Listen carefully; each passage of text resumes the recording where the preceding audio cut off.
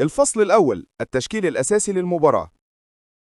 مصطفى شوبير، عمر كمال، ياسين مرعي، أحمد رمضان بيكم، أحمد نبيل كوكا، إليو ديانج، مروان عطية، محمد بن رمضان، أحمد عبد القادر، طاهر محمد طاهر، جيراردي شار. الفصل الثاني: أبرز أحداث الشوط الأول. الدقيقة 6: إصابة اللاعب أحمد رمضان بيكهام. الدقيقة 15: طرد اللاعب جيراردي شار. الدقيقة 34: اليوديانج يضيع الهدف الأول. أبرز أحداث الشوط الثاني. الدقيقة 56: الفنان عمر كمال يسجل الهدف الأول للنادي الأهلي.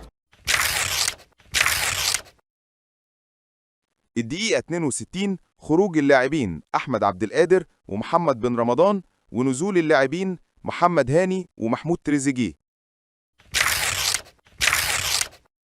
الدقيقة 77: خروج الفنان عمر كمال ونزول اللاعب ياسر إبراهيم.